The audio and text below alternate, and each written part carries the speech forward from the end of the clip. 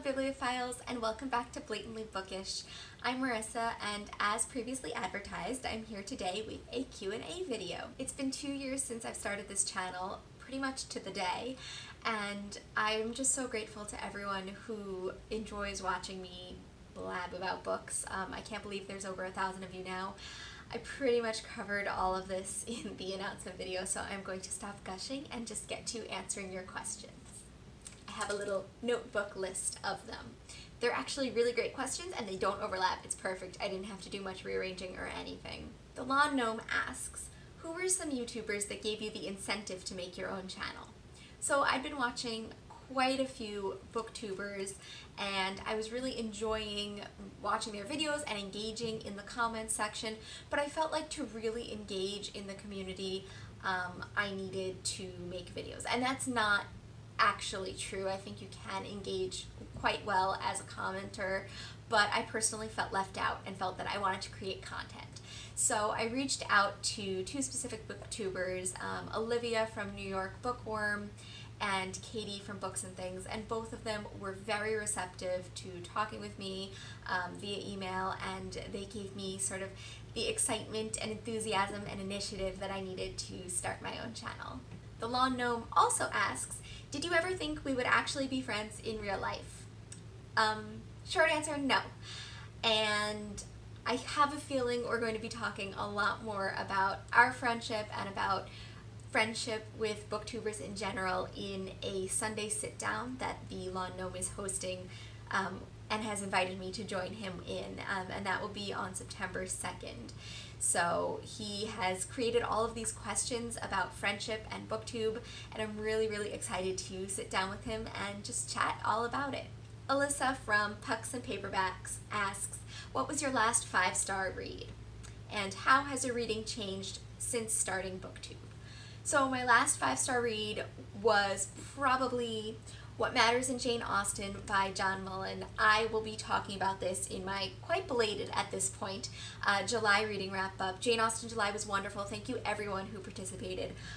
And What Matters in Jane Austen was probably the highlight of my Jane Austen July. It's an absolutely fantastic book that discusses these minute details in Austen's work and expounds upon them and connects them through her different texts to make a larger point about her works. And I think John Mullen points out the brilliance that a lot of readers miss in Jane Austen, and for readers who love Jane Austen's work, I think he can even point out things that they didn't notice. So I highly, highly recommend that you read this book and check out my more fleshed out gushing about it in my very belated July reading wrap-up coming soon. Oh, and how has your reading changed since starting booktube? So I think I read a little more than I used to. I think just watching booktube had made me want to read more. But starting my channel had me thinking about what I'm going to say about each book, and I think that makes me a little more critical about my reading again, which is wonderful. It's kind of why I started booktube in the first place. I missed that analytical feel of a classroom setting. I missed discussing books with people. And when you don't have people to discuss books with, a lot of times you find yourself complacent, or at least I do, maybe you don't, find yourself complacent and not really thinking as deeply about the books as you could. And so having an audience, a platform to talk to about books really helps me think about them and analyze them. I think being a part of booktube, both making content and watching content, has also made me much more aware of all the books out there that I want to read, and my TBR is now what I call my never-ending TBR, because it is literally just a list on my phone that I scroll and scroll and scroll and keep adding things to. And it's just wonderful to be aware of all of those different magical books out there that you could be reading. Christy from One Book More asks, do you have a favorite space that you like to read in? I don't right now, and that's actually kind of a problem with my current apartment layout.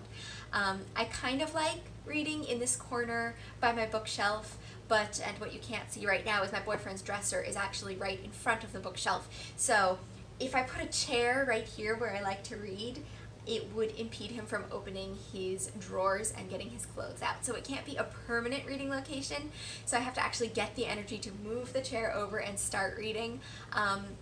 and that has been hindering my reading a bit since moving here. I like reading on the bed, but then I fall asleep.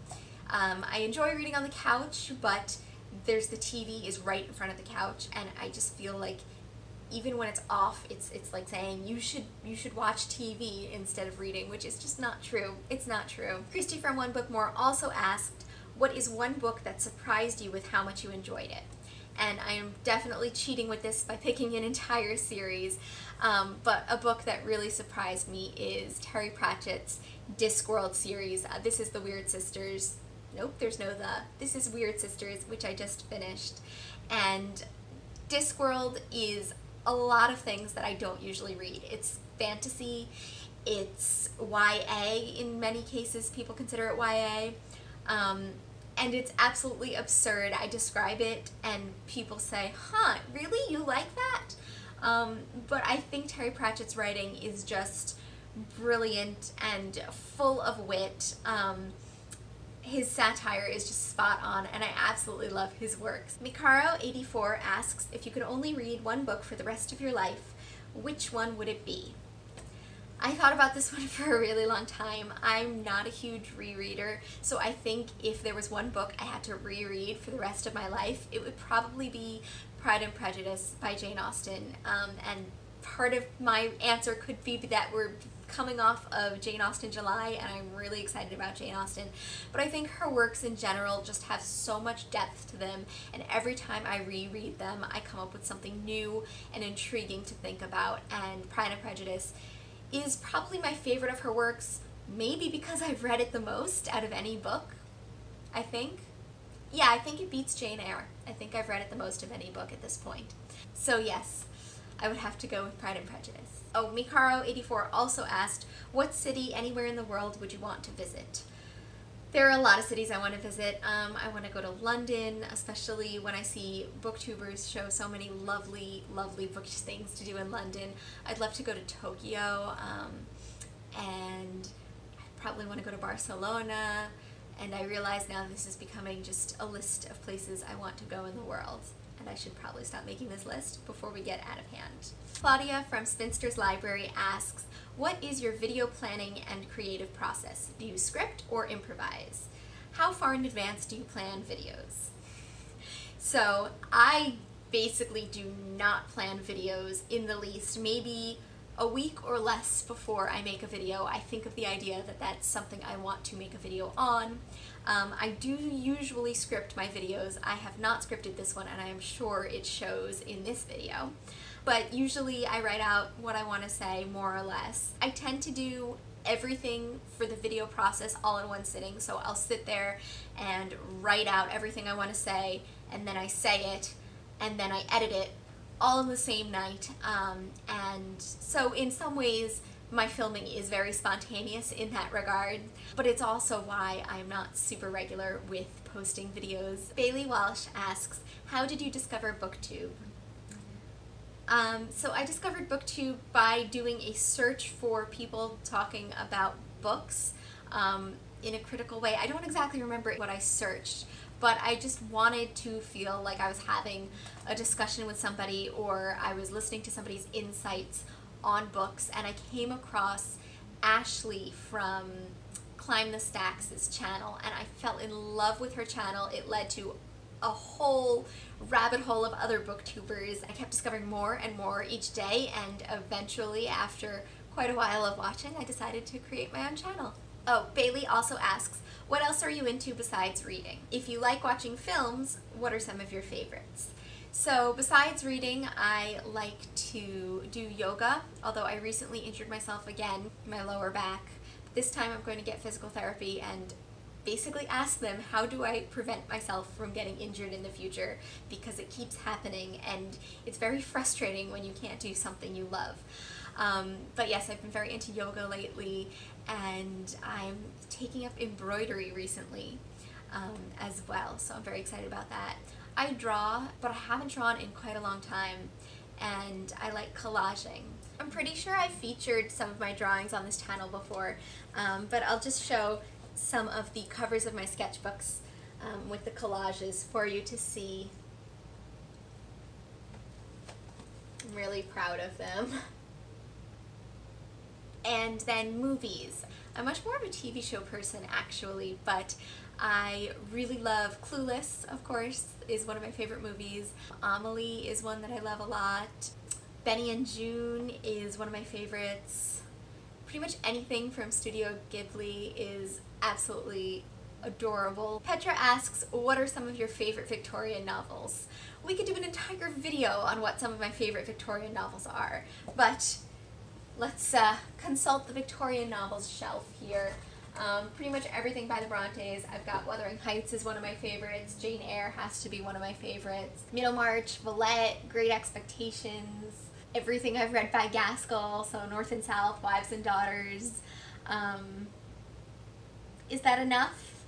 I'll probably make an entire video on this for Victober. Beautifully Bookish Bethany and Petra both asked, what books got you into reading? I don't know if any particular books got me into reading, or more the ritual of reading with my parents at night before bed got me into reading, but some very, very memorable before bed reads include Mrs. Frisby and the Rats of Nim, The Hobbit, and the Harry Potter series. We read the first two as bedtime stories before going ahead and reading my own. But really, as long as I can remember, I've been reading in some way, shape, or form, even if it's picture books. I'm pretty sure we even had those little Pat the Bunny where you feel the fuzzy bunny kinds of books. So I've really been reading on some level for as long as I can even remember. Megan Hannett asks, which Jane Austen character are you most like? And that is a brilliant question to ask. I thought about this for a very long time, and I have decided that I am like Catherine Morland, but after Northanger Abbey has finished, so a grown-up Catherine Morland, if you will.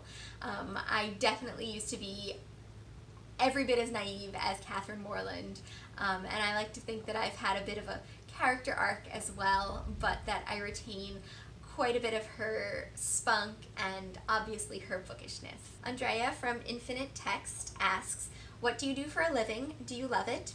If you could give your younger self advice, what would it be?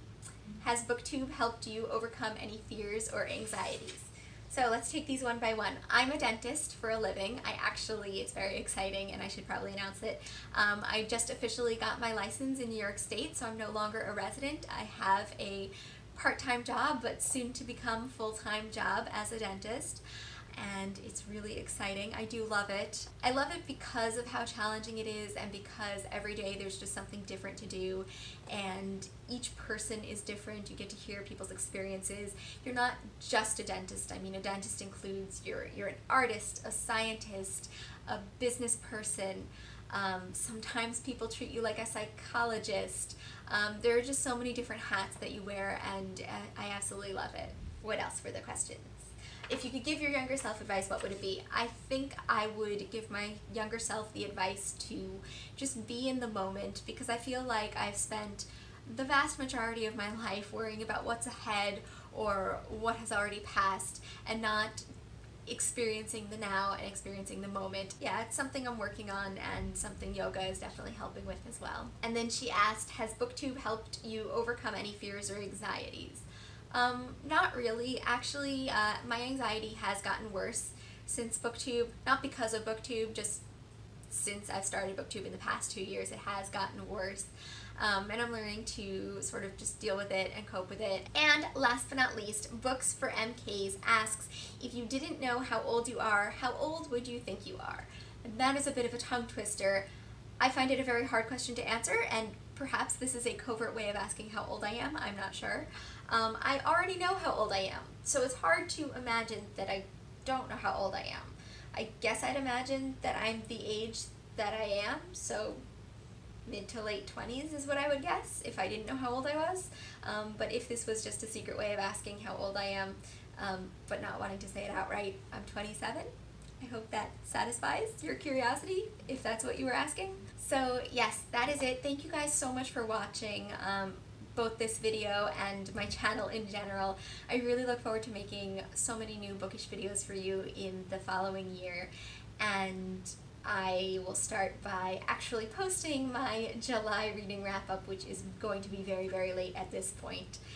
So stay tuned for that. And as always, I look forward to seeing you in another video soon. Bye! I was made for sunny days. I may do it